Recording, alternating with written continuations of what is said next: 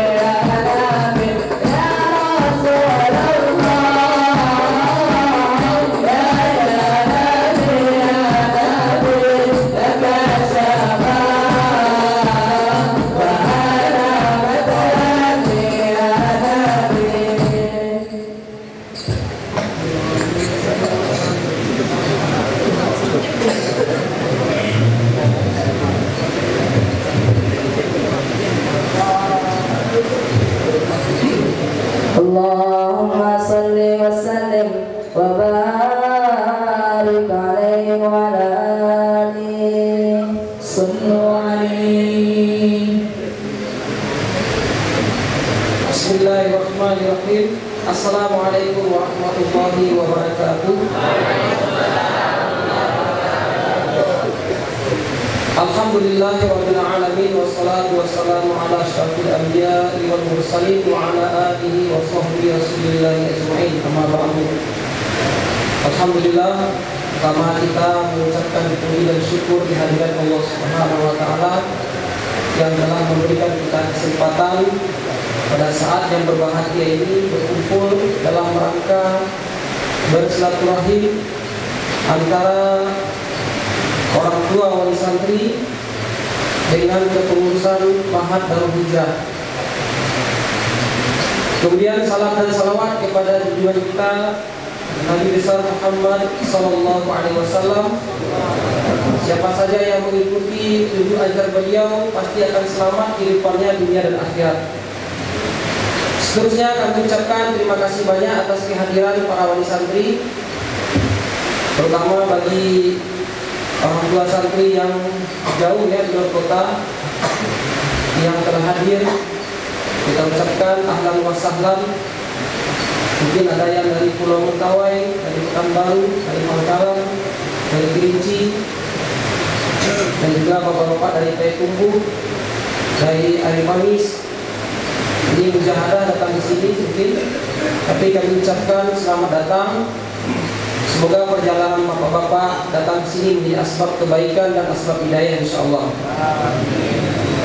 Adapun tertib acara kita bacakan. Yang pertama sambutan dari ketua yayasan yang mewakili nanti dari bendahara yayasan. Kita minta kepada Dr. Irawadi. Kemudian sambutan dari perwakilan komite wali santri. Siapa ya? Langsung Pak Lio ya, ada lagi komite ketua hadir. Jadi dua bendahara, jadi bendahara dari yayasan dan bendahara dari komite. Kemudian baru nanti masuk acara inti bayan hidayah atau bayan nasihat perpulangan santri kita oleh Ustaz Iswandi. Kemudian lanjut dengan doa serta musafahah. Dan yang terakhir nanti sebelum kita berpisah akan ada penyelesaian ADM yang dipandu nanti oleh pengurus daripada Mahat Darul Hijrah. Sekaligus nanti memberikan kertas amalan selama anak-anak kita di rumah, nanti dibantu oleh anak-anak dari Tafakuh ya saya. Jadi bapak-bapak, ibu-ibu serta hadirin yang dimuliakan Allah Subhanahu wa taala, kami di sini menyampaikan sedikit bahwasanya tahun ini kita mengundang seluruh wali santri. Ini dalam bentuk kita untuk menghubungkan tali silaturahim. Mungkin di antara kita ada yang tidak saling mengenal. Anak sudah 2 tahun, 3 tahun mungkin kita belum saling mengenal. Inilah salah satu wadahnya yang kita buat. Yang kedua, kita melihat situasi dari pengalaman beberapa kali liburan santri kita ini cukup kewalahan ketika mereka balik ke pondok, sehingga pengulangan hafalan ini membutuhkan waktu yang cukup panjang. Ini disebabkan kurangnya perhatian daripada orang tua di rumah. Terkadang kertas yang dibagikan itu tidak dibaca, tidak diperhatikan, atau santri itu sendiri tidak menyerahkan langsung kepada kedua orang tuanya. Maka untuk antisipasi itu semua kita undang supaya nanti orang tua dia punya tanggung jawab juga. Karena 11 bulan sudah diserahkan anak ke Mahat, ke pondok, maka 1 bulan ini kita minta tanggung jawab orang tua untuk memperhatikan anak-anaknya selama di rumah. Tidak perlu kita panjang lebar karena kita tahu kondisi zaman sekarang ini.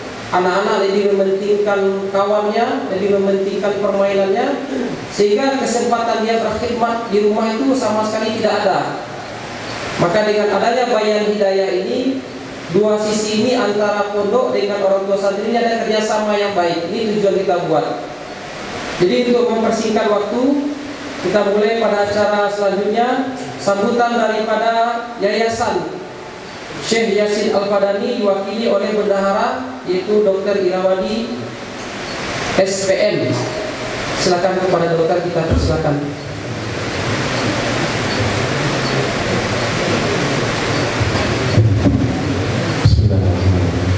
Assalamualaikum warahmatullahi wabarakatuh. Alhamdulillah, nahmaduhu wa nasta'inuhu wa nastaghfiruh wa na'udzu billahi min shururi anfusina wa min sayyi'ati a'malina. Qala Allah ta'ala fil Qur'anil Karim, kuntum khayra ummatin ukhrijat lin-nas ta'muruna bil ma'ruf wa tanhauna 'anil munkar wa tu'minuna billah. Qala Nabi sallallahu alaihi wasallam, kullu ummatin ya'kuluna al-jannah illa man ada ila wa bayan Rasulullah qala man atau akhir dakhala jannah wa man asani kepada yang saya hormati pimpinan Madad Al-Huda Ustaz Rusandi Al-Fadani, yang saya hormati pengurus pondok pesantren, yang saya hormati bapak-bapak wali santri dan anak-anak santri semuanya yang saya cintai.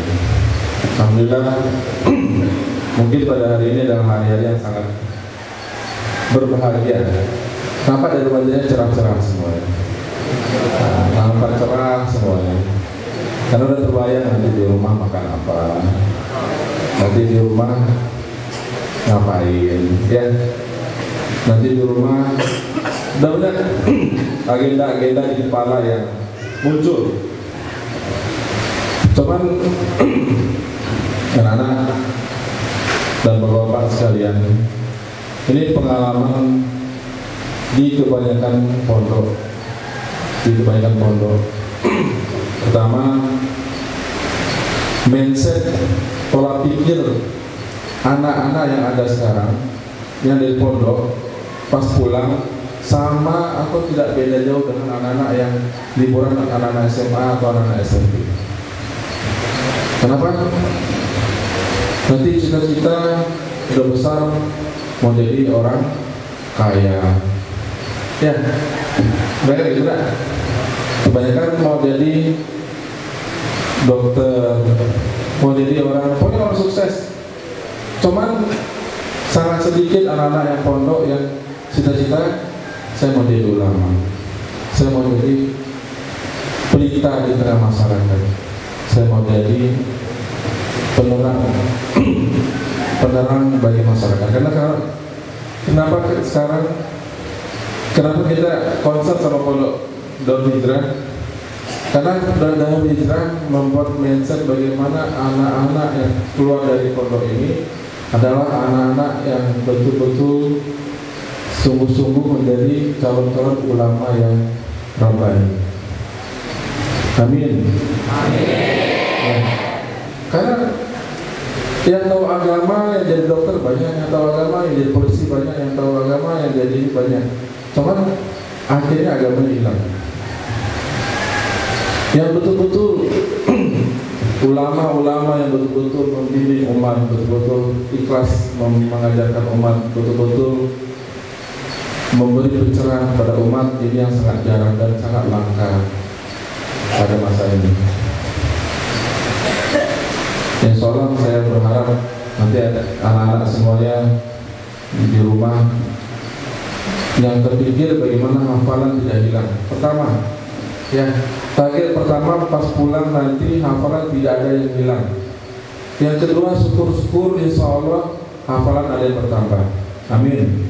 Ya, jangan sampai sekarang pulang 10 juz, pas nanti balik lagi ke pondok tinggal 2 juz. Kacau ya. Soalnya ya, dari kita mungkin saya sekian sambutan saya dari yayasan, dan alhamdulillah mungkin yayasan baru bisa memberikan fasilitas yang seperti inilah, karena keterbatasan dan kealpaan kami, dan kami minta maaf. Assalamualaikum warahmatullahi wabarakatuh.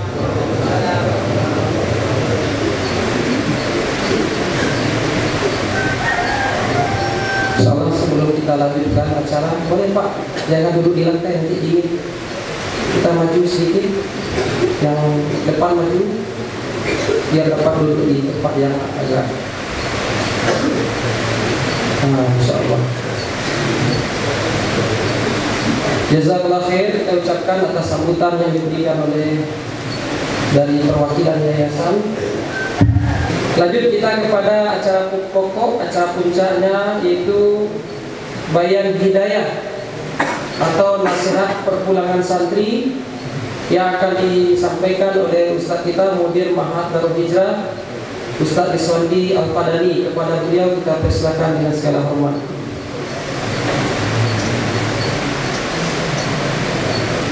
Bismillahirrahmanirrahim.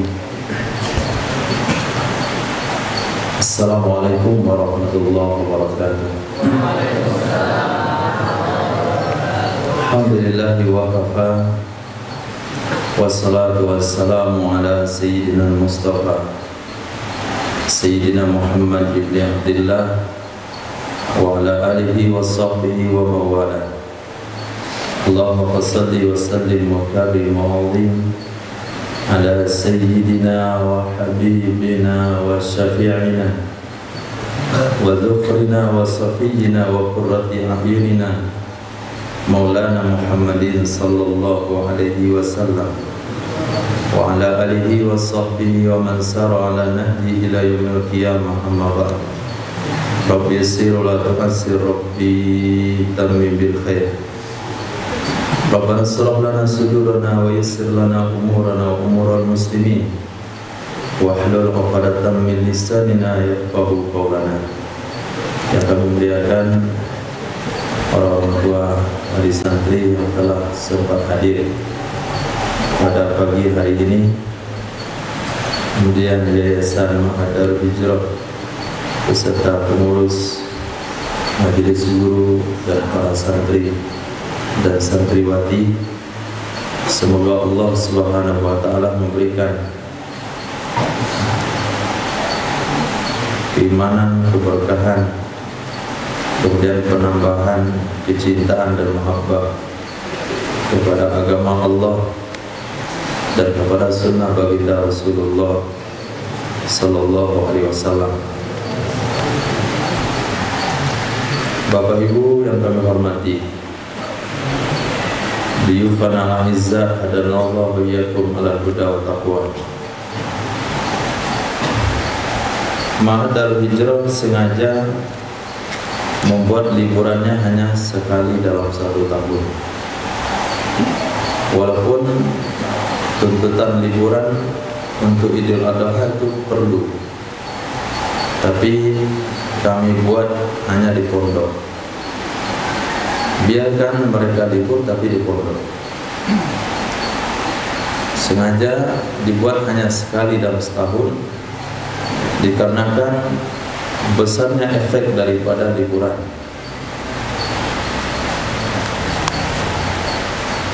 Bagi santri yang baru kali pertama mondok atau yang pada hari ini mereka tahun pertama, kemudian waktu datang dia melakukan penyesuaian dengan program pondok, suasana pondok. Bahkan yang sebelum mendaftar dia pengen mondok dari dirinya sendiri, tapi setelah seminggu ada juga yang gagal. Padahal di rumah dari diri sendiri. Orang tuanya pun bingung, dia yang minta mondok, bukan kami yang suruh. Tapi hanya bisa betah seminggu. Nah, anak-anak ini 40 hari lamanya dia di pondok, baru dia bisa mengenal, baru bisa dia serasi dengan lingkungan, serasi dengan program.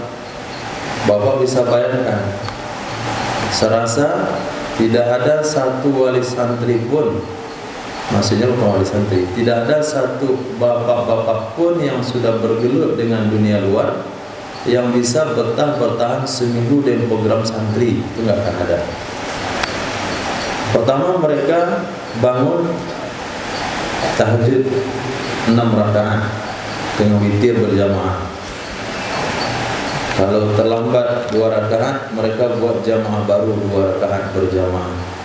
terlambat 4 rakaat, sesama 4 rakaat berjamaah lagi walaupun azan di luar sudah berkumandang. Bahkan Ramadan ini yang tidak tahajud, mereka akan ganti dengan duha 6 rakaat dengan 3 lembar Quran juga. Padahal jeda waktu cuma dari setengah 8 keluar, jam 8 masuk lagi. Jadi ada 20 menit di situ dia mengganti tahajud dengan duha. Program harian biasa, lepas subuh nggak tidur, bahkan tidak boleh mengantuk. Kemudian setelah hafalan Quran sampai setengah 8. Kemudian istirahat, sarapan dari setengah 9 sampai jam setengah 11. Jam 11 tidur sampai zuhur, salat berjamaah, makan, kemudian sampai jam asar mengaji. Bahkan pada asar ada juga yang pengajian. Itu kalau kitab tafakuh, kitab alim nggak tamat dan sampai target akan ditambah waktunya sampai asar. Asar itu mereka hanya sempat bersih-bersih, nggak boleh langsung main. Ada punya tanggung jawab sendiri-sendiri. Ada punya tanggung jawab kebersihan aula, punya tanggung kebersihan dapur, kebersihan halaman, kebersihan WC tengah, WC belakang, WC jiron dan sebagainya. Lepas itu baru ada waktu bermain sejenak. Kemudian maghrib, salat berjamaah dengan zikir yang lumayan panjang. Kemudian mereka mengaji, menghafal sampai setengah 9 malam.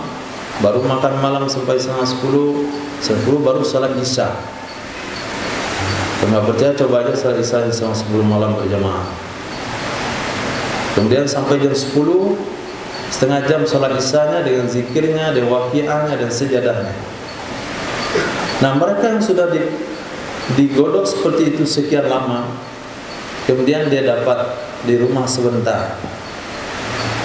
Sehari longgar di program, 2 hari, 3 hari, 4 hari, 5 hari. Pas hari yang ke-25 mau diantarkan, nah di sini gejolaknya datang. Apa yang dia bayangkan dengan setumpuk program pondok yang tidak sesuai dengan nafsu. Hal ini yang perlu dipertahankan. Kalau pada hari ini mereka, alhamdulillah sejak corona sudah 3 tahun, yang tahun ini kita sudah tarawih 2 juz semalam dan sudah khatam, dan tadi malam 1 juz, jadi 31 juz. 2 juz semalam yang kecil. Mereka betah. Di mana letak betahnya bisa tarawih selama 2 juz itu? Mulai jam 8.15 selesai jam 10.15. Bahkan kalau malam khataman kita selesai jam 11 malam. Mulai salat isya jam 8.15 selesai jam 11 malam. Kekuatan untuk berdiri sholat itu dari mana datangnya? Ternyata datangnya adalah dari kekuatan zikir, bukan dari kekuatan makanan, bukan dari kekuatan minuman, tapi dari kekuatan zikir. Dalam sebuah hadis Nabi SAW bersabda, "Masalul ladzi yadhkuru rabbahu walladzi la yadhkuru rabbahu kamasalil hayy wal mayyit." Perumpamaan orang yang mengingat Allah dengan orang yang tidak mengingat Allah itu seperti orang hidup dan orang mati.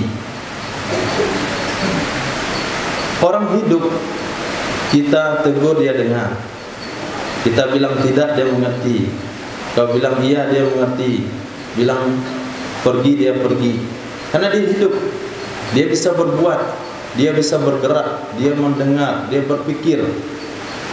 Nah, dengan kekuatan zikir inilah anak-anak itu bisa menghafal. Kemarin khataman kubra 4 jam selesai 30 juz. Otak yang mana yang bisa mengingat urutan Al-Quran itu? Cepat begitu saja, ingatan langsung baca terus, nggak ada nyangkut satu pun. Itu kekuatan itu datang dari mana? Bukan akal manusia.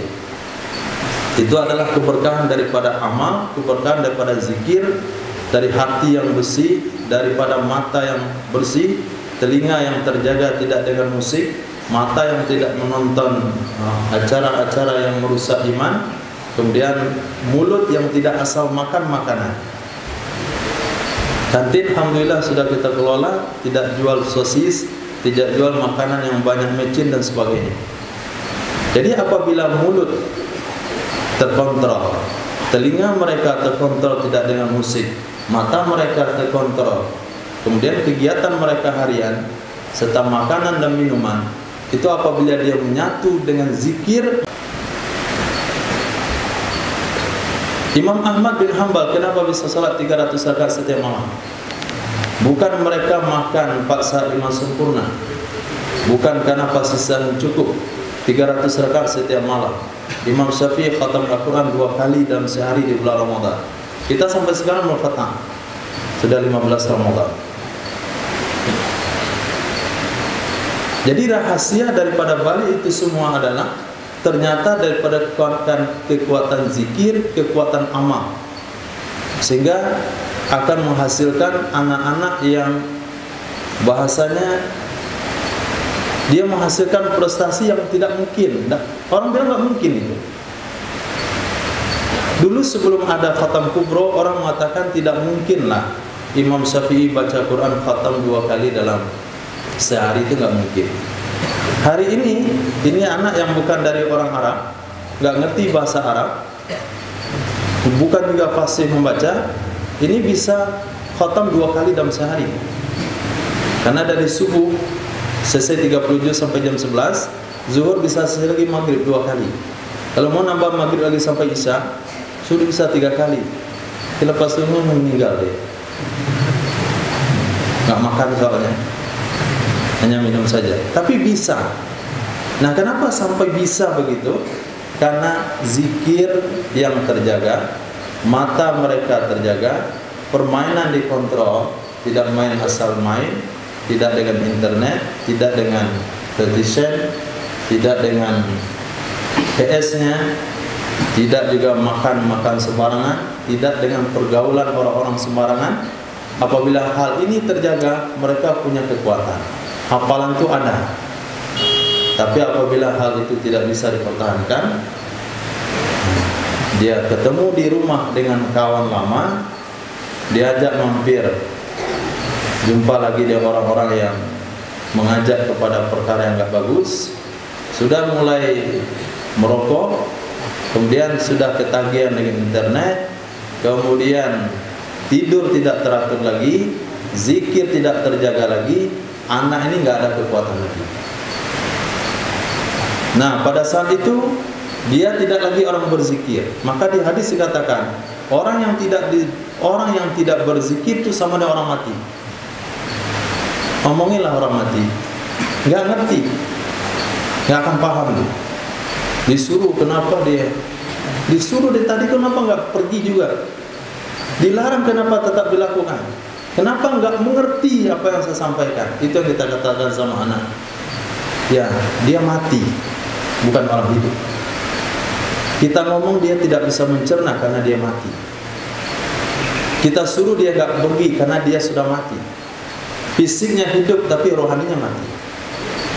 Ketika anak itu sudah mati, nasihat bapak tidak akan didengar. Dia tidak akan lagi berpihak sama orang tua. Dia akan berpihak sama kawannya. Dia akan berpihak dengan permainannya. Dia akan pilih kawannya dari orang tuanya. Sangat menyedihkan hal itu sampai terjadi. Dalam waktu yang sama, orang tua minta dia tinggal di rumah. Waktu yang sama kawan datang pengen dia pergi. Anak yang punya adab dia akan datang sama orang tuanya, izin pergi boleh. Itu punya adab. Anak yang punya rohani, kalau dia lihat di muka orang tuanya, walaupun dibilang boleh pergi, tapi jawabannya agak lesu, mata orang tua agak sayu, dia memutuskan untuk tidak, walaupun sudah diizinkan. Itu kalau rohaninya hidup. Itu kalau anak itu hidup. Tapi kalau dia sudah mati, tidak terjaga zikir dan amalnya, bapak larang pun dia pergi. Dia akan pilih kawan daripada orang tua. Di saat itu kita merasa tidak perlu punya anak. Di saat itu anak tidak lagi menjadi qurratu a'yun. Rabbana hab lana min azwajina wa dzurriyyatina qurrata a'yun. Tidak lagi penyejuk mata. Kita pengen mereka menjadi penyejuk mata sebelum menjadi penyejuk mata kita di akhirat kelak. Ketika kita di mahsyar, kita hidup dengan lingkungan, hidup dengan usaha, hidup dengan berbagai macam orang lain. Walaupun kita tidak punya niat untuk bikin dosa, tidak punya ingin bikin masalah, tapi karena dipancing oleh lingkungan dan pekerjaan, kadang-kadang terlibat kepada perkara-perkara yang tidak baik, kadang-kadang juga terlibat kepada perkara-perkara dosa. Pada saat itu anak-anak ini menjadi penyejuk mata. Maka dikatakan yang hafiz Al-Quran akan menyamakan 10 keluarganya yang sudah wajib masuk neraka. Alim, al-ulama ummati ka-anbiya Bani Israel. Ulama di kalangan umatku posisinya sama dengan para nabi Bani Israel, memiliki hak syafaat. Nah, kita pengennya anak ini menjadi suatu perkara yang nomor 1 di dalam kehidupan, bukan nomor 2. Apabila bertentangan tuntutan pekerjaan dan anak, tuntutan anak lebih utama. Apalagi bertentangan tuntutan istirahat misalnya, atau tuntutan keuangan, maka anak nomor 1. Tapi yang terjadi kehidupan masyarakat Islam pada hari ini adalah dia setelah dia berkeluarga kemudian menikah, mereka seperti menikahnya ini seperti 2 orang yang kerjasama bisnis, bukan bekerja sama melahirkan generasi anak yang menjadi penyejuk mata, tapi bagaimana suami istri mereka menikah berdua itu kayaknya kehidupan itu adalah bisnis, pernikahan bisnis, bukan pernikahan agama, tapi pernikahan bisnis. Bagaimana mengumpulkan sebanyak-banyaknya keduniaan, kemudian tanpa memperhatikan melihat generasi yang dia tinggalkan. Maka Bapak Ibu yang kami hormati, kami ingin tekankan bahasanya anak nomor 1, karena dia adalah penyejuk mata kita ya akhirat kelak. Ketika di mahsyar mereka datang dengan syafaat. Ketika di sirat mereka datang dengan syafaat. Ketika berada di mizan mereka datang dengan syafaat. Kalau sekiranya ada satu orang yang dia bisa menghujat atau menuntut satu tuntutan kepada ahli surga, ketika ahli surga mau masuk surga, maka satu orang ini bilang katakan, tunggu saya, tolong saya. Emang kamu siapa? Pernah memberikan kesempatan kepada kamu air wudhu, pernah memberikan, saya pernah menuangkan air minum untukmu, saya pernah memberikan tempat untukmu, saya pernah memberikan saran untukmu. Hanya itu yang dia tuntut. Nah, ketika di akhirat kelak anak-anak ini kalau dibetul dengan pendidikannya menjadi ulama rabbani yang kita inginkan, ulama yang punya tujuan bagaimana yang ada di benak dia itu agama bagaimana bisa sempurna, tidak berpangku tangan kalau terjadi perkara yang menyimpang dalam agama, ada fatwa yang menyesatkan umat, ada perkara muamalah yang kacau di tengah umat. Itu menjadi beban pemikiran bagi mereka. Kemudian bagaimana sunnah Nabi bisa wujud, nampak, tumbuh di tempat di mana dia berada. Masuk di satu buah musola, dilihat ini tempat salat imam tidak betul, jaraknya terlalu jauh. Oh, ini kendalanya, tempat imam lebih tinggi, tidak sesuai dengan sunnah. Ini dan ini. Jadi yang setiap dia keluar, setiap dia melihat sesuatu yang nampak adalah kekurangan sunnah, kekurangan sunnah, kekurangan sunnah.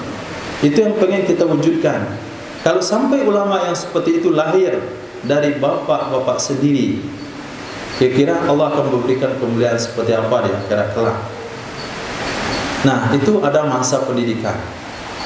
Nah, maka seperti yang kami sampaikan tadi, mereka bisa menghafal, mereka bisa duduk program 24 jam, mereka bisa tarawihan 2 juz malam, mereka bisa setoran berjam-jam, bahkan di antara mereka ada yang setoran sehari 4 juz Al-Quran, 5 juz Al-Quran, bahkan Ramadan 2 kali lipat, ada yang 8 juz sehari setoran hafalan. Itu kekuatan itu hanya ada karena amal yang terjaga, zikir yang terjaga. maka kami buat di sini jadwal zikir yang harus mereka lakukan.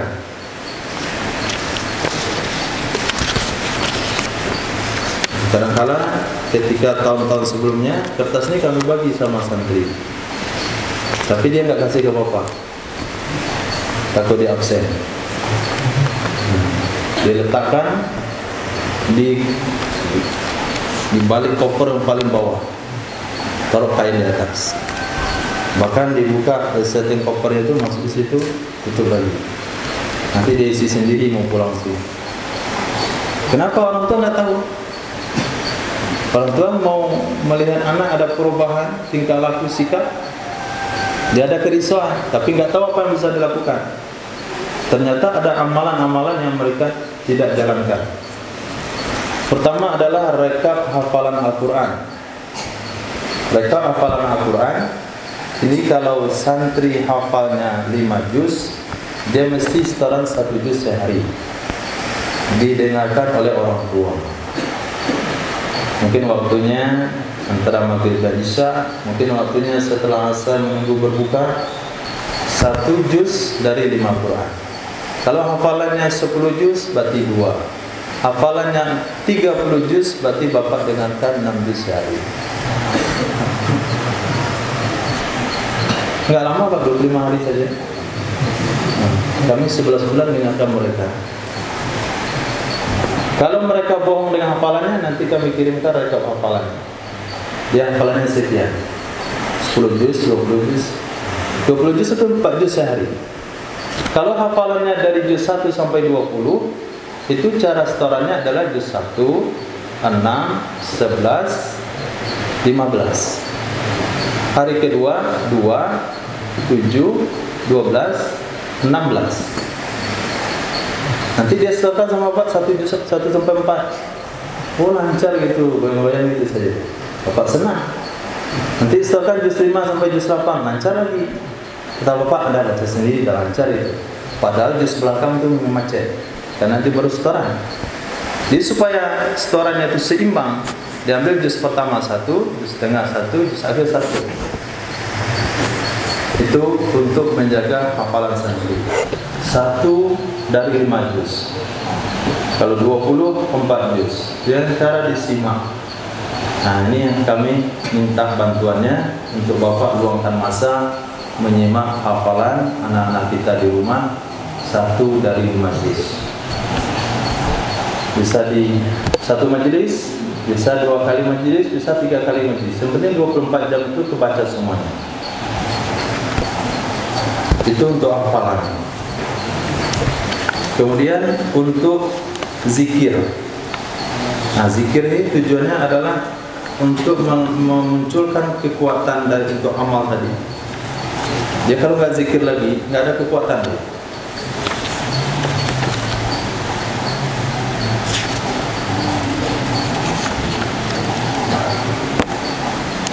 Pertama surah Yasin. Ini tidak masuk setoran hafalan.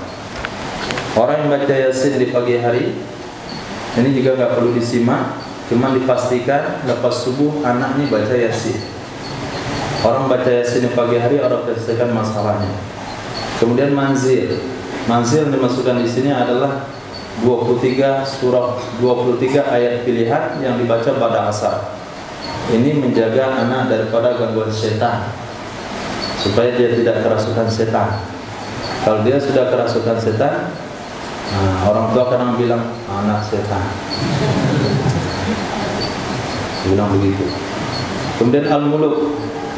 Al-muluk ini sebetulnya ini amalan untuk orang muslim secara umum.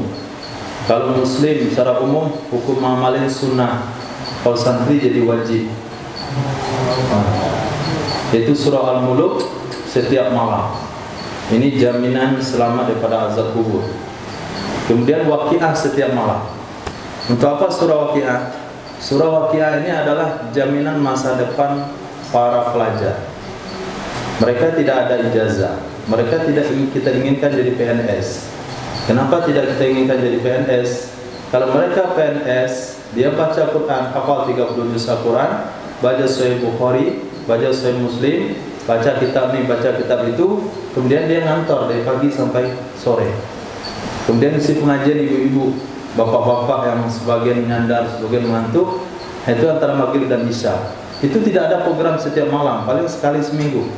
Jadi untuk apa mereka belajar lama-lama kalau cuma ngasih pengajian setengah jam tiap minggu? Tidak ada gunanya mubazir. Kita mubazir buangkan dana, kita mubazir buangkan waktu, maka supaya mereka tidak PNS, tidak ada ujian formal. Tapi yang motor juga ya silahkan pakai. Tujuannya untuk apa? Mungkin dia dapat ijazah SMA, ya, kemudian bisa nyambung ke Mesir. Pulang di Mesir pun, kalau bahasa Arab pas-pasan pun nggak ada gunanya juga. Nah, jadi surah Waqiah ini adalah jaminan masa depan kehidupan pelajar agama secara duniawi dan secara ukhrawi. Bahkan jaminan ini lebih pasti daripada ijazah S1 S2. Sayyidina Abdullah bin Mas'ud radhiyallahu ta'ala katakan, saya tidak khawatir dari anak-anak perempuan saya. Tidak khawatir dari anak-anak perempuan saya mau hidup seperti apa dia, karena saya sudah suruh mereka surah baca Waqiah setiap malam. Nabi SAW bersabda, orang baca surat Waqiah setiap malam, Allah akan cukupkan kehidupannya. Walaupun nggak kaya, tapi Allah cukupkan. Yang penting cukup. Jadi ketika mereka nanti mengabdi di tengah masyarakat, menjadi guru di pondok pesantren, menjadi pembina di pondok pesantren, mengajar 24 jam, yang kita inginkan mereka ini bermanfaat usianya 24 jam dengan agama. Maka ketika mereka sudah masuk pondok, itu tidak ada lagi harapan orang tua ini akan keluar dari pondok. Nggak ada harapan untuk dikeluarkan lagi. Maka kalau masukkan ke pondok itu mau dikorbankan 1-2 saja. Dia khawatirnya, tapi kalau semangat semuanya nggak ada masalah. Tapi jangan sampai kalau sudah masuk pondok diambil, dipindahkan ke kuliah, dipindahkan ke tempat lain.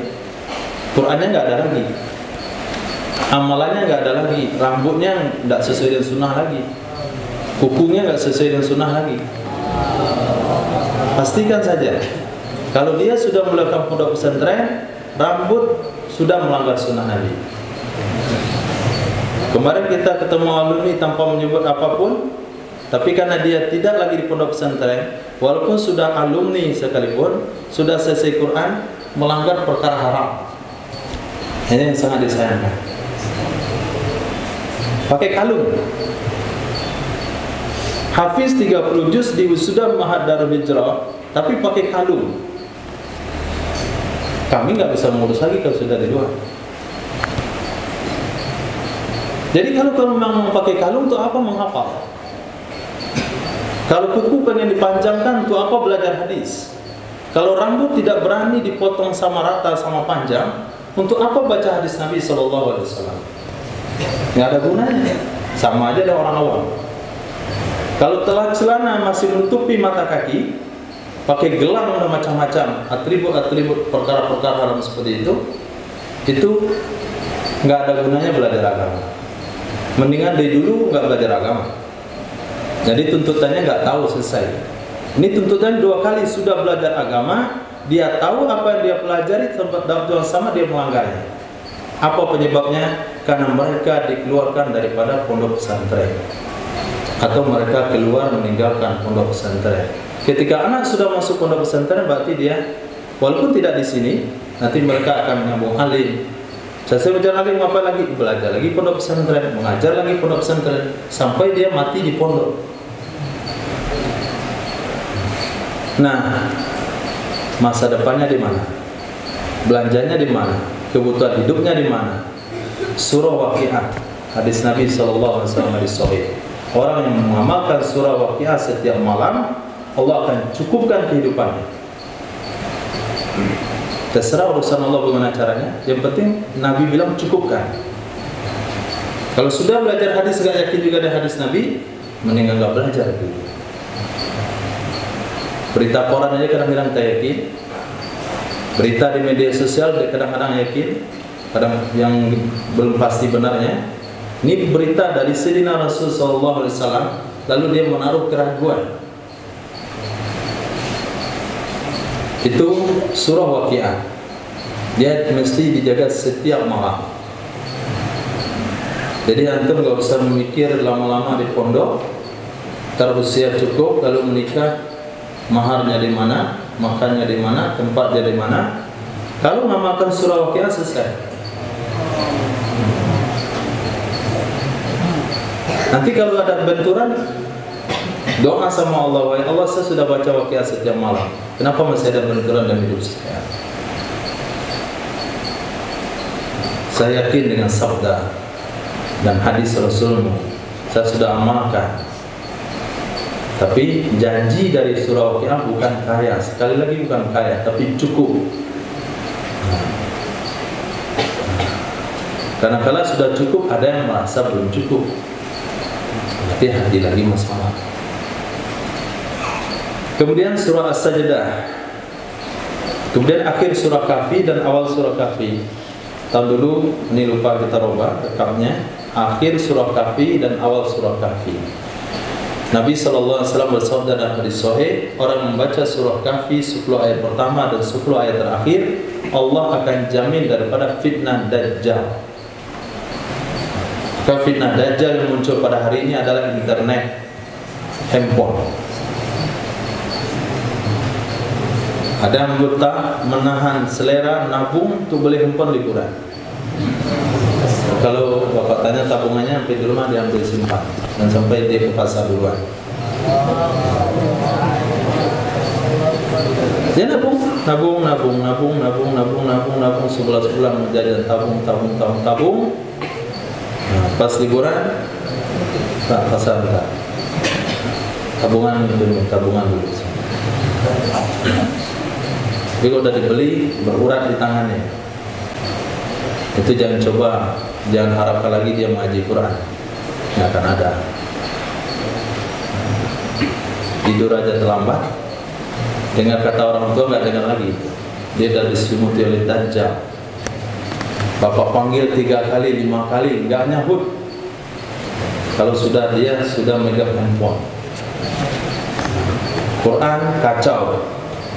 Nah, itulah kendala ketika dia pulang ke sini dengan hafalan sebelum menambah hafalan baru, kami minta pelajar untuk setorkan 1 juz per hari. Yang mampu 3 juz per hari bagus, minimal 1 juz per hari. 1,5 juz cuma mampunya. 1/2 juz itu 3 juz pertama. Juz berikutnya selembar lagi per hari. Sama dengan ulang baru. Maka mungkin saya rasa ada laporan hafalannya sama dengan laporan tahun baru, nggak ada perubahan. Laporan hafalan sekarang dengan laporan hafalan tahun lalu nggak ada bedanya. Tetap dengan posisi angka yang sama 10 juz. Apakah anak saya nggak menambah hafalan? Bukan nggak nambah, yang 10 juz tahun lalu itu hilang di rumah. Maka kami balikkan lagi di sini. Ketika membalikannya 10 bulan juga masanya. Nah, pas lancar sekarang nih, tiba lagi liburan. Nanti terancam lagi 10 juz itu. Besok kami ulang lagi. Hanya berapa tahun dia mondok? 7 tahun 10 juz. Karena kedatangan tiap tahun hanya mengulang kerusakan di rumah. Mengulang yang rusak-rusak di rumah betulkan lagi. Habis masa setahun kadang-kadang. Tapi kalau dia mampu setorkan 1 juz sehari, kalau 30 juz, kalau 15 juz, 15 hari selesai. 2 minggu dan hafal baru lagi. Ini sampai 6 bulan, 7 bulan masih belum habis setoran lama. Di mana hilangnya? Di rumah. Kami sudah berikan pesan sama santri untuk mengulang hafalan, tapi kami belum pesankan sama orang tua. Maka kita minta untuk berkumpul pada pagi hari ini. Itu rekap amalan zikir.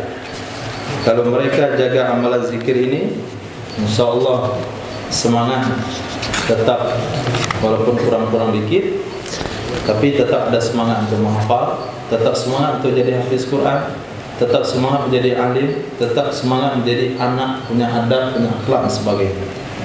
Tapi apabila amalan zikir ini sudah hilang, orang tua tidak lagi diajukan. Kemudian juga rekap sholat nawafil. Di sini Selesai sholat wajib, itu anak-anak itu dipantau untuk melakukan ba'diyah. Tidak boleh keluar aula sebelum ba'diyah. Ada juga di antara mereka kadang duduk belakang kawannya, tertutup dia. Nah, akhirnya didenda. Dendanya pertama sebulan. Itu denda. Kalau ketahuan nggak ba'diyah, sembunyi-sembunyi belakang kan udah berdiri itu. Hari ini. Ketika kita lihat, ba'diyah duduk dia. Itu akalnya. Kita lihat tuh, nggak ba'diyah, langsung yang angkat tangan Allah. Ba'diyah duduk, salat sunat ba'diyah duduk. Oh, ada ba'diyah. Ada sampai nyantai-nyantai, kita lihat dia langsung bikin tahiyat. Padahal nggak ba'diyah tadi.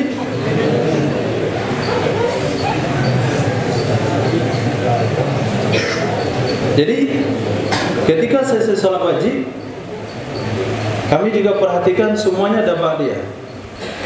Ada ba'diyah semuanya, pastikan mereka sudah ba'diyah. Maka di sini bikin nawafil, qobliyah subuh, qobliyah zuhur, ba'diyah zuhur, asar, maghrib, semua ba'diyah itu dilakukan. Dan tarawihan sesuai dengan tempatan 20 rakaat atau 8 rakaat. Nah, bagusnya bapak-bapak yang punya semangat yang tinggi, selesai 8 rakaat di rumah, di masjid, bawa dia ke rumah, nyambung 12 rakaat lagi dia imam. Tapi semangat orang tua itu ada atau tidak, itu yang perlu juga. Tapi kalau orang tua yang duluan bilang nggak punya semangat, anak senang alhamdulillah. Tapi kalau orang tua semangat, mereka nggak bisa berkutik. Tapi start dari awal, bukan dia dingin hafalannya minta qobliyah, dia tarawih di rumah, tidak. Kau bisa konfirmasi dia mau sholat terdekat, minta dia jadi imam tarawih. Kalau bapak lagi pengurus musola, sudah ya 24 jam imam sholat wajib, tarawih, azan, imam, qomah sekalian. Jadi kalau mereka itu dalam satu tempat ada 3 orang, 4 orang, itu bebankan semua kegiatan musola sama mereka. Yang kecil tugaskan jadi muazzin, yang dewasa tugaskan jadi imam. Jadi musola kita serahkan pada pelajar kita yang baru pulang liburan.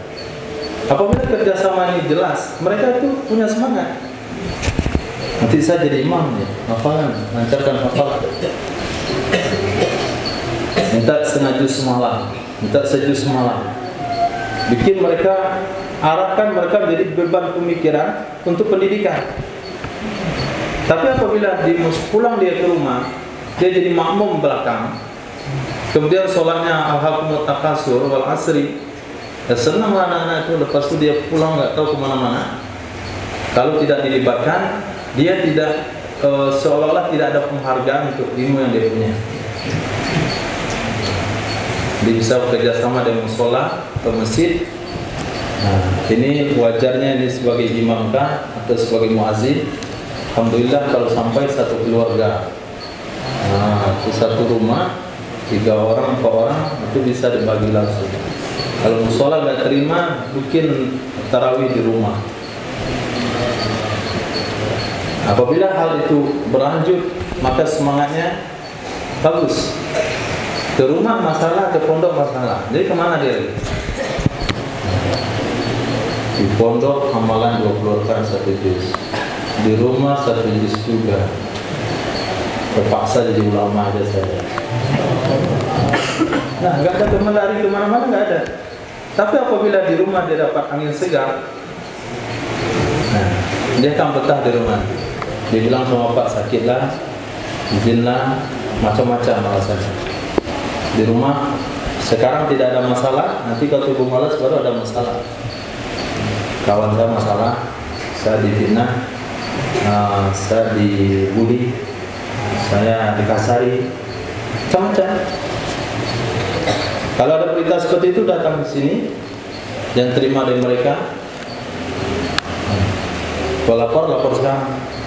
Kapan kena pukul oleh kawannya, yang biru, hijab. Kalau kami rotan hanya di tangan, nggak ada yang di badan.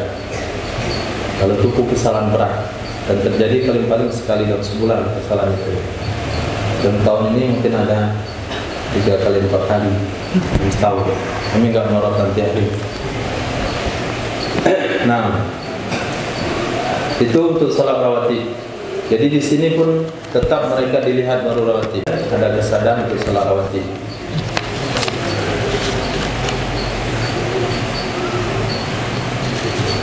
Itu kira-kira tujuan daripada rekap. Nah, nanti kami minta kerjasama bapak-bapak untuk mendengarkan hafalan anak-anak kita, kemudian mengaktifkan mereka dengan kekuatan masyarakat sesuai dengan potensi yang mereka punya. Kemudian amalan zikir dan sebagainya. Kemudian ahbab fillah, tujuan antum pulang ke rumah untuk tahun ini pertama adalah bagaimana menerapkan ilmu yang didapat, tata tertib ibadah, disiplin ibadah diterapkan di tengah masyarakat, dihidupkan di masjid kita tempat tinggal. Tujuannya adalah supaya memancing minat orang tua yang lain untuk lebih berfokus dengan pendidikan anak untuk agama. Ketika dilihat antum seusia dengan anaknya menjadi imam di mushola, baca doa, kemudian sebelum waktu dah jalan ke masjid, maka orang tua yang nggak sholat memandang, ini anak-anak muda ini kenapa bisa ke masjid, saya tidak. Jadi asbab hidayah. Orang tua dah ke masjid, anak saya di mana? Anak si fulan di sini. Anak saya entah di mana sekarang, nggak tahu di mana. Tapi anak ini anak dia, anak bapak ini mondok, jelas waktu sholatnya, jelas kegiatannya. Nah, saya pengen juga anak seperti ini. Itu tujuan daripada pulang kampung menjadi asbab hidayah, menimbulkan minat pada masyarakat bahasanya pondok pesantren bukan pendidikan alternatif, tapi pendidikan utama mengembangkan agama. Tapi apabila antum pulang membuat tingkah laku yang tidak baik, itu juga merusak nama kesantrian seluruh dunia. Jadi nama santri itu adalah nama besar, bukan hanya lingkup Indonesia tapi dunia. Misalnya antum pulang ada tingkah laku yang nggak baik, makan berjalan, bicara kotor, atau merusak ketenangan di tengah masyarakat, ikut pula main petasan dan sebagainya, balap motor, itu siapa itu? Nah, sepulang. Oh, itu santri. Nah, nggak ada orang punya minat anaknya nyantri.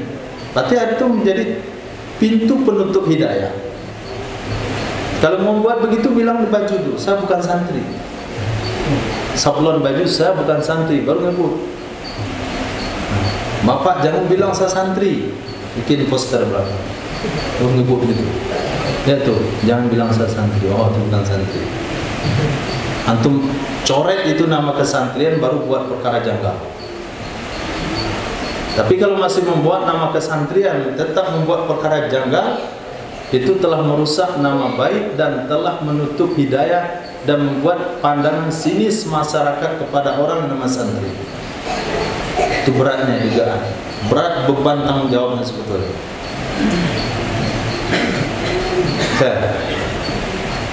Kemudian yang kedua adalah khidmat orang tua.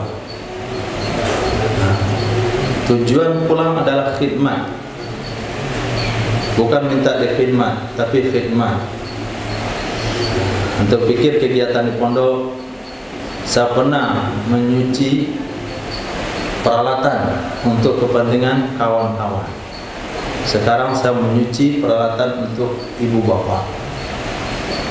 Saya di pondok pernah menyapu halaman untuk kawan-kawan. Masa saya tidak bisa menyapu halaman untuk orang tua? Saya di pondok pernah membersihkan WC untuk kawan-kawan. Masa diri saya tidak layak membersihkan WC untuk orang tua? Saya di pondok pernah memasak nasi, ada tukang masak nasi untuk keperluan kawan-kawan. Masa saya tidak layak memasak nasi untuk kedua orang tua saya? Maka apapun kegiatan itu, tugas-tugas yang dibagikan itu bagian daripada pendidikan yang diterapkan di rumah.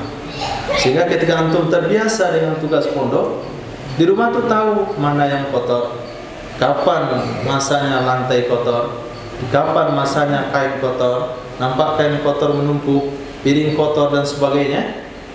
Itu dia sudah tergerak karena sudah biasa dengan jumlah yang lebih besar, sementara di rumah jumlah yang lebih kecil. Dengan untuk orang lain, untuk kawan, sementara di rumah untuk orang tua sendiri. Nah, ketika seorang anak sudah bisa melakukan khidmat yang seperti itu, maka ada pandangan rahmat, ada pandangan terharu, ada pandangan senang dan mahabbah. Itu yang dimaksud dengan qurratun ain, penyejuk mata. Orang tua melihat anak itu sejuk matanya, dengar kata-katanya sejuk telinganya, dengar kata-katanya sejuk hatinya, lihat akhlaknya menyejukkan hati. Itu yang diinginkan, yang didoakan oleh baginda Rasulullah SAW, qurratu ainin, qurratu ainin, penyejuk mata. Nah, ketika hal itu antum buat, maka orang tua berdoa dalam hati. Doa itulah yang tidak akan pernah ditolak oleh Allah Subhanahu wa taala. Maka pada saat itu mulailah kehidupan antum yang sukses. Yang alim terbuka otak itu, paham semuanya. Bahkan yang guru nggak ajarkan antum bisa paham dengan keberkahan doa kedua orang tua. Bukan doa lepas sholat begini. Orang tua saya yakin tidak akan melupakan anak dalam doa. Tapi kenapa sampai hari ini tidak ada ijabahnya? Kenapa sampai hari ini tidak dikabul oleh Allah? Karena yang diinginkan bukan doa yang itu doa berdasarkan nafsu, berdasarkan keinginan, kadang-kadang berdasarkan ego. Kenapa berdasarkan ego? Anak si fulan lebih lambat masuknya ke pondok, kenapa sudah selesai anak saya lebih awal kok belum? Doa dia, nafsu doanya. Atas dasar egois, tidak ingin ketinggalan. Tapi apabila doa itu dari hati, tidak diniatkan, hati terbesit begitu, itu murni ilham dari Allah Subhanahu wa taala. Siapa yang memancing doa itu muncul? Anak, bukan Allah. Ini bukan pembicaraan meyakin Allah semuanya. Nah, ini pembicaraan syariat. Berarti sikap antum yang mancing, akhlak yang baik, sehingga ketika pulang di rumah itu beban ibu di rumah merasa ringan. Bangun tidur, mau sore mau cuci piring, mana piring kotor? Ada cuci sama siapa yang jarang cuci? Jaka. Piring udah cuci sama Jaka. Oh, ibunya pergi ke dapur masak nasi. Nasi udah masak, siapa masaknya? Jaka. Jadi semua kegiatan kecil-kecil di rumah itu, yang itu sampilan sifatnya, itu sudah selesai bagi antum, walaupun antum bukan perempuan. Karena kegiatan di sini kan semuanya antum lakukan. Itu berapa besar periuk untuk masak? Ini itu suka kecil.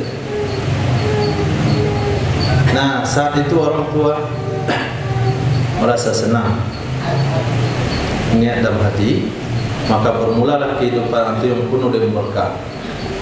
Belajar semangat, otak-otak kotor itu nggak ada. Kemudian semua urusan lancar, Mengapa kok merasa mudah begitu? Itu ketika menjaga adab dulu, akhlak. Jangan sampai menyusahkan. Kalau meminta sesuatu, kalau pengen minta sesuatu, lihat dulu ekonomi orang tua. Jangan lihat kawan beli itu sama beli itu juga. Kawan punya, saya punya juga. Bukan begitu konsepnya. Tapi nanya dulu keuangan orang tua. Bahkan gak usah ditanya. Kadang-kadang dia bicara tentang keuangan, antum bisa dengar di dalam kondisi sulit. Ini kondisinya belum ada. Maka pada saat itu, apapun yang diinginkan, apapun yang diminta, gak usah disampaikan. Kalaupun ditawarkan, bilang saja sudah cukup. Bilang saja nggak perlu. Ketika antum sudah mengenal bagaimana kondisi keuangan kehidupan daripada orang tua, itu barunya bakti. Nah, itu yang dimaksud dengan bakti. Jangan sampai menyusahkan dengan keinginan-keinginan kita. Jangan sampai menyusahkan mereka dengan permintaan-permintaan kita. Pada saatnya, sudah masanya antum hari ini menjadi orang-orang yang menyenangkan, melayani dan khidmat, bukan dikhidmat. Sudah lama dikhidmat, ditidurkan sudah sekian lama, digantikan baju sudah sekian lama, dinina bobokin sudah sekian lama, disuapin sudah sekian lama. Sekarang sudah pandai nyuci baju sendiri, cucikan sekali orang tua. Sudah pandai masak sendiri, masakan sekali orang tua. Khidmat total di rumah. Ketika antum sibuk dengan khidmat total di rumah, apabila ada kawan datang bilang saya sedang melayani orang tua saya, hanya sekarang waktunya saya untuk melayani, insya Allah tidak perlu antum datang ke kiai mana untuk didoakan di kepala. Doa orang tua itu lebih mujarab kepada doa para wali. Datang ke wali mana untuk didoakan supaya dapat futuhat, supaya terbuka hati untuk memahami agama, doa mereka sudah cukup. Tapi di garis bawahi bukan doa selesai sholat, tapi doa besikan dari hati yang terpancing karena sikap tingkah laku kita yang menunjukkan pandangan. Apalagi kalau sempat sebelumnya antum punya latar belakang yang memusingkan, nah, itu lebih mujarab lagi itu. Ya kalau sudah pulang ke rumah, adiknya pasti menangis. Nah, seperti kamar berantakan, pasti kacau balau. Bisa saya mondok setahun, oh kok ada perubahan begitu? Itu lebih cepat mujarabnya. Beda sama yang mau udah baik-baik dia dulu, ya dikit aja perubahannya. Mulai dulu udah baik begitu. Jadi lama itu terpancing. Tapi kalau sempat dulunya nakal, memiliki sikap yang lebih santun lagi, itu cepat. Nah, itulah tujuan hidup kita di pondok. Tujuan hidup kita adalah menguasai ilmu agama sebagai pelayan dan berkhidmat kepada Sayyidina Rasulullah SAW. Di rumah kita adalah pelayan orang tua. Kita adalah pelayan masyarakat. Kita adalah pelayan keluarga. Sehingga apabila setiap orang memandang, setiap orang melihat, orang senang dengan antum, sejuk pemandangannya, senang telinganya, senang hatinya, yang keluar dari mulut mereka pasti kebaikan-kebaikan. Maka kebaikan itulah yang menjadi realita masa depan antum sampai akhir hayat. Nah, orang itu kalau kita melihat sikapnya baik, ketika orang melihat kita punya sikap baik, itu yang keluar di mulut orang itu adalah doa. Maka ketika Nabi SAW lewat jenazah, ini orang sudah mati, maka orang-orang mencaci maki jenazah itu, Nabi katakan wajabat. Lewat jenazah orang-orang memuji jenazah itu, Nabi katakan wajabat. Ditanya oleh sahabat, ya Rasulullah, yang baik dibilang wajabat, yang dibilang wajabat, apanya yang wajabat? Yang baik itu wajabat masuk surga, yang jelek wajib masuk neraka. Antum syuhada'ullah fil ard, kamu ini saksi-saksi Allah di muka bumi. Maka kalau sekiranya luar baik, dalam baik, di rumah baik, di lingkungan baik, semua orang mengatakan baik, maka keluarlah doa-doa kebaikan. Dari doa-doa kebaikan itu antum mengawali menjadi ulama muda rabbani. Dari doa-doa masyarakat itulah. Itu perlunya kita bersikap baik. Nabi pada suatu saat beliau berada di rumah, kemudian ada tamu datang diketuk pintu. Kata Sayyidah Aisyah, mereka hadis tersebut, apa kata Nabi? Oh, sepulang lagi datang. Dasar datang lagi. Itulah kata-katanya. Seolah-olah Nabi tidak senang yang kedatangannya. Tapi ketika dibukakan pintu, Nabi sopan dan santun. Lalu setelah itu orang pulang, apa kata Sayyidah Aisyah, ya Rasulullah, tadi engkau kutuk dia, sekarang kenapa engkau bersikap baik? Ternyata bersikap baik kepada orang yang kita tidak senang sekalipun, itu pernah dibuat oleh Sayyidina Rasulullah SAW untuk selalu mendoakan mendapatkan kata-kata baik dari orang itu, karena kata-kata adalah doa. Baik. Yang ketiga, tujuan pulang adalah untuk menerapkan apa yang didapat. Nah, kalau hafiz, ya cukup jadi imam, muazin, kemudian dengan akhlak, dengan baju Jumat jangan lupa baju putih, pakai sorban. Walaupun di kampung itu belum pakai sorban, coba pakai. Insya Allah nanti terkenal. Saya dulu waktu pulang di pondok nggak ada yang pakai gamis. Orang kampung nggak pakai gamis. Pas ke masjid itu lewat pasar. Pas pulang Jumat pasar, pakai gamis, orang lihat semua. Sekali seminggu nih orang datang siapa? Oh, anak pulang. Pas mau hilang ke Batam 2,5 tahun, balik lagi. Ini orang kemarin. Mana hilangnya dia? Masih diingat 2 tahun menghilang. Masih diingat. Kan terkenal itu. Yang terkenal kepada kebaikan-kebaikan. Jadi gamis yang untuk pakai, sorban yang untuk pakai pada hari Jumat, full kan seperti sunnah yang kita inginkan di sini. Jadi Jumat santri di Darul Hijrah jam 11.30 sudah pergi ke masjid dan sholat duha, kemudian sudah selawatan sampai Jumat selesai. Nah, itu kalau di kampung sampai jam 12 dia baru Jumatan, berarti sudah melanggar aturan. Jam 11 udah bapak bangunkan, udah diingatkan, 11.30 udah berangkat Jumat, full baju putih, sorban, parfum, mandi dan sebagainya. Itu menjadi asbab hidayah bagi masyarakat. Nggak perlu dia ceramah, nggak perlu dia suruh pidato, cukup dengan adab, dengan pakaian, dengan disiplin ibadah, itu insya Allah sudah memberikan pemandangan, kemudian sudah menarik minat masyarakat untuk mengenal agama lebih dekat. Pak Ibu yang kami hormati, itu mungkin beberapa ulasan ringkas atau arahan ringkas bagaimana mempertahankan hafalan, mana inti daripada pendidikan agama di Ma'had Darul Hijrah dan apa target yang kita capai. Kemudian tugas-tugas santri di rumah seperti yang telah disampaikan tadi. Semoga Allah Subhanahu wa taala memberikan pemahaman dan semangat yang tinggi untuk belajar agama.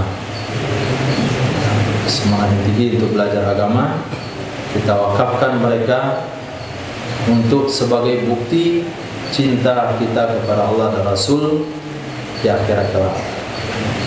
Ketika Bapak nanti dipanggil di akhirat kelak di hadapan Sayyidina Rasul sallallahu alaihi wasallam dengan serba kekurangan amal ibadah dan sebagainya, maka ketika dikatakan, ditanya apa yang telah kamu berikan untuk agama, Bapak bisa jawab, saya telah wakafkan anak saya untuk agamamu, Allah. Maka mereka itu adalah orang-orang yang masa depannya itu adalah untuk umat. Kemudian bukti pengorbanan kita nanti di hadapan Allah Subhanahu wa taala. Mereka bukan orang sembarangan. Walaupun dia anak-anak, dia ada pelajar, tapi mereka bukan orang sembarangan. Kenapa bukan orang sembarangan? Sudah sekian kali 11 bulan lebih itu menjaga sholat berjamaah. 11 bulan lebih mereka baca Yasin setiap pagi walaupun ada yang mengantuk. 11 bulan lebih mereka dengan amalan sunnah, dengan zikir, baca Quran, hari-hari baca Quran, baca kitab untuk yang alim.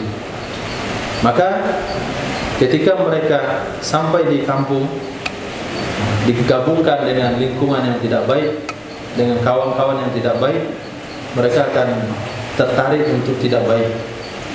Mereka belum punya kekuatan lagi untuk menarik orang lain lebih baik. Maka perlu diperhatikan kawan-kawan yang datang ke rumah, yang mengajak dia pergi. Nah, ini anak siapa? Apa latar belakang pendidikannya? Bagaimana akhlak dan tingkah lakunya? Kalau sekiranya tidak baik, bapak jangan izinkan mereka pergi di orang tersebut, karena Nabi bersabda, almar'u ala dini khalili, seseorang itu bergantung agamanya kepada agama kawannya. Hadza billahi taufik. Maaf kalau ada salah dan janggal. Kemudian di sini juga kami majelis guru, kemudian Ma'had Darul Hijrah, mohon maaf yang sebesar-besarnya kepada wali-wali santri, bapak-bapak, ibu-ibu, mungkin dalam pergaulan atau komunikasi selama pendidikan, perizinan dan macam-macam. Itu kalau ada jawaban, ada tanggapan, ada respon yang tidak cepat, dikarenakan kami tidak selalu berhempon dan sebagainya, itu mohon dimaafkan. Kemudian mungkin perizinan yang lebih ketat, tuntutan perizinan yang jelas. Ada yang tidak diberi izin kadang-kala walaupun sakit. Itu salah satu tujuannya adalah untuk mereka walaupun sakit dikit di pondok dia tetap jemaah. Sakit-sakit dikit di pondok dia tetap dengan Quran, dia tetap dengan suasana. Maka kami tidak izinkan yang sakit-sakit dikit yang masih bisa ditanggulangi itu dibawa ke rumah. Itu di antara tujuannya. Jadi mungkin tidak semua kita memahami tujuan tersebut. Jadi kalau ada salah, tersinggung dengan hal-hal yang seperti itu, mohon dimaafkan. Dan juga para pelajar, mungkin ada yang sering khidmat atau kurang disebut namanya, kurang mendapatkan perhatian, atau selama setahun itu nggak pernah terpanggil namanya. Itu juga mohon dimaafkan karena saya juga lupa nama antum kadang-kadang antum juga sembunyi di belakang. Jadi mohon dimaafkan. Semoga Allah berikan keberkahan kepada kita semua.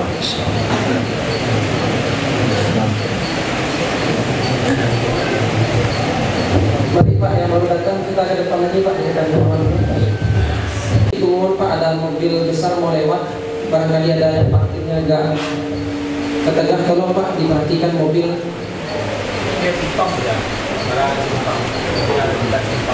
Coba Pak diperhatikan Pak, ada mobil Pak atau mobil Fuso mau lewat.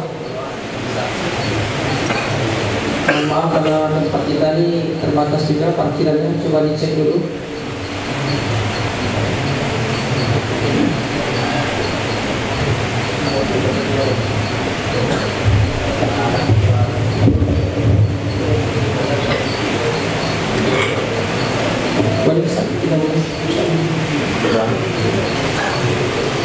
إلى حضرة النبي المصطفى محمد صلى الله عليه وسلم وعلى المسلمين والمسلمات والمؤمنين والمؤمنات خصوصا لآبائنا وأمهاتنا جدد وجدتنا مشايخنا وعلماء فقهائنا وخصوصا بنيات قضاء حاجاتنا وحاجات الإسلام والمسلمين وحاجات آبائنا وأمهاتنا وقربائنا إخواتنا أخواتنا مشايخنا علمائنا وبنات الشفاء من كل داء وبنات دفع البلاء عن كل بلاد المسلمين وكل نية صالحة بسر الفاتحة. أعوذ بالله من الشيطان الرجيم. بسم الله الرحمن الرحيم. الحمد لله رب العالمين الرحمن الرحيم مالك يوم الدين.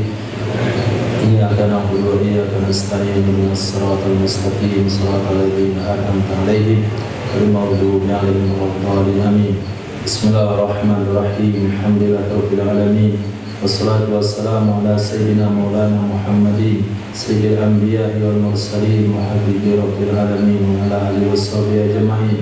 يا ربنا لك الحمد ولك الشكر كما ينبغي لجلال وجهك الكريم وعظيم سلطانك. حمد الشاكرين حمد التائبين حمد المستغفرين حمدا يوافي نعمه ويكافئ مزيدا.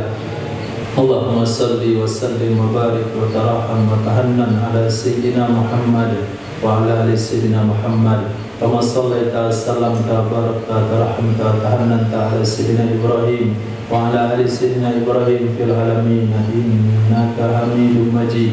اللهم اغفر لنا ولإخواننا الذين سبقونا بالإيمان ولا تجعل في قلوبنا غلا للذين آمنوا ربنا إنك رؤوف رحيم. اللهم اغفر لنا ذنوبنا وذنوب والدينا وارحمنا وارحمهم كما ربونا صغارا لمشايخنا لعلمائنا وفقهائنا وأجدادنا وجداتنا وعمامنا عماتنا وأزواجنا وذرياتنا وإخواتنا وأخواتنا ولسائر المسلمين والمسلمات والمؤمنين والمؤمنات برحمتك يا أرحم الراحمين. اللهم إنا نسألك من الخير كله عاجله وآجله ما علمنا منه وما لم نعلم ونعوذ بك من الشر كله عاجله وآجله ما علمنا منه وما لم نعلم ونسألك الجنة وما قرب إليها من قول أو عمل ونعوذ بك من النار وما قرب إليها من قول أو عمل ونسألك من خير ما سألك من عبدك نبيك محمد صلى الله عليه وسلم ونعوذ بك من شر ما استعاذ منه عبدك نبيك محمد صلى الله عليه وسلم. ربنا هب لنا من أزواجنا وذرياتنا قرة أعين واجعلنا للمتقين إماما. ربنا هب لنا من أزواجنا وذرياتنا قرة أعين وجعلنا للمتقين إماما وجعلنا للمتقين إماما. اللهم اهدنا واهد بنا وجعلنا سببا لمن اهتدى. اللهم ردنا رد المسلمين إلى دينك ردا جميلا. اللهم أعز الإسلام والمسلمين وأذل الشرك والمشركين وأهلك الكفرة والمبتدعة والمشركين ودمر أعداءك وأعداء الدين وألف بين قلوب المؤمنين. اللهم يا منزل الكتاب ويا مجري السحاب ويا هازم الأحزاب اهزمهم وانصرنا عليهم إنك على كل شيء قدير. اللهم فقهنا في الدين اللهم فقهنا في الدين اللهم فقهنا في الدين وعلمنا التأويل وارزقنا فهم النبيين وحفظ الملائكة المقربين. اللهم اجعلنا من العلماء العاملين المخلصين اللهم اجعلنا من العلماء العاملين المخلصين اللهم اجعلنا من العلماء العاملين المخلصين. اللهم ارزقنا قلبا خاشعا ولسانا ذاكرا وعلما نافعا. اللهم ارزقنا ذرية طيبة ولقاء ساعة القدر وليلة القدر. اللهم ارزقنا لقاء ساعة القدر وليلة القدر. اللهم ارزقنا لقاء ساعة القدر وليلة القدر. اللهم بارك لنا في أمورنا اللهم بارك لنا في أجسادنا وأجسامنا. اللهم بارك لنا في أزواجنا وذرياتنا. اللهم بارك لنا في علومنا وقرآننا. اللهم بارك لنا في أسمائنا وأسرارنا وفؤادنا. اللهم بارك لنا في كل شيء أعطيتنا برحمتك يا أرحم الراحمين. اللهم ارزقنا حجا مبرورا وسعيا مشكورا وعمرة مقبولة. اللهم ارزقنا زيارة الحرمين. اللهم ارزقنا زيارة نبيك الكريم. اللهم ارزقنا زيارة رسولك الكريم. اللهم ارزقنا زيارة حبيبك الكريم. اللهم ارزقنا زيارة أصحاب نبيك الكريم. اللهم ارزقنا زيارة أوليائك الصالحين. ربنا لا تدع لنا في يومنا هذا المبارك وفي مجمعنا هذا المبارك ذنبا إلا غفرته ولا هما إلا فرجته ولا كربا إلا نفسته ولا غما إلا كشفته ولا ميتا إلا رحمته ولا مريضا إلا شفيته ولا ضالا إلا هديته ولا جاهلا إلا علمته ولا طالبا إلا نجأته ولا كسلانا إلا نشدته ولا صغيرا إلا ربيته ولا فقيرا إلا أغنيته ولا عيبا إلا سترته ولا عدوا إلا أهلكته ولا عدوا إلا كفيته ولا عدوا إلا أهزلته ولا كسرا إلا جبرته ولا دينا إلا قضيته ولا حاجة من حوائج الدنيا والآخرة هي لك رضا ولنا فيها صلاة إلا قضيتها وأنت على قضائها يا أرحم الراحمين. اللهم توفنا ونحن الساجدون. اللهم توفنا ونحن في سبيلك. اللهم اللهم توفنا ونحن في مدينة رسولك اللهم توفنا وأنت راض عنا اللهم توفنا غير مفتونين اللهم اجعل آخر كلامنا من الدنيا عند انتهاء آجالنا قول لا إله إلا الله ربنا آتنا في الدنيا حسنة وفي الآخرة حسنة وقنا عذاب النار وصلى الله على سيدنا مولانا محمد وعلى آله وصحبه أجمعين آمين والحمد لله رب العالمين. Insyaallah diri nasib musafaha. Boleh kepada orang tua wali santri untuk kita berdiri ke depan, Pak. Kita akan musafaha. Silakan. Bisa menikah, Pak? Takut lingkaran. Dimulai dari santri Kapaku dulu ya, yang senior. Boleh bapak-bapak yang ujung pada ujung. Allah, boleh santri Tabaku salaman dulu sama orang tua kita yang sudah hadir menghadap beliau. Tabaku. Kalau semua nggak cukup, Tabaku guys. Silakan Tabaku.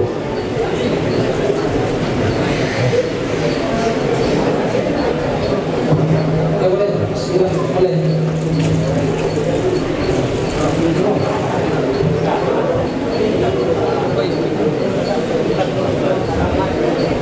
Boleh ini belakang sekalian. Di atas juga, Ustaz. Di atas silakan Menteri Ibu Anda.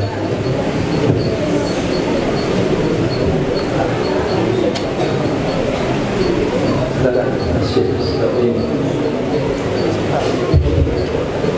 Sallallahu Rabbuna ala nuril alamin Muhammadin Mustafa Sayyidil mursalin wa ala alihi wa sahbihi ajma'in wa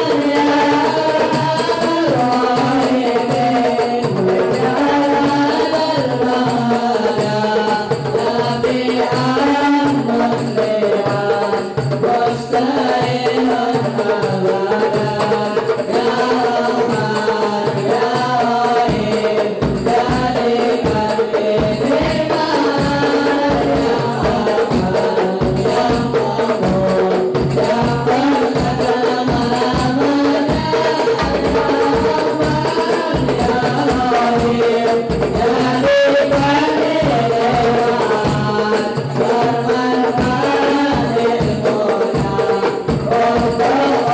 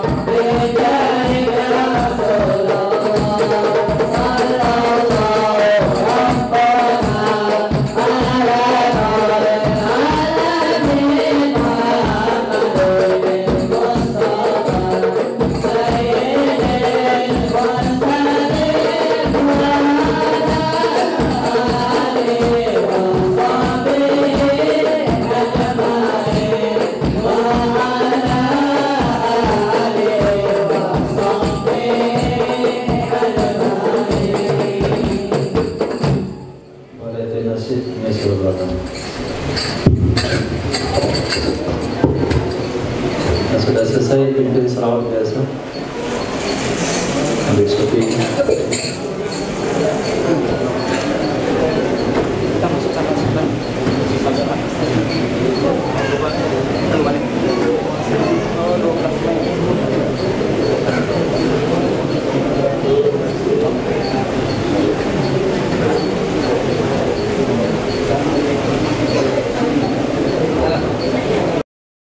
Allah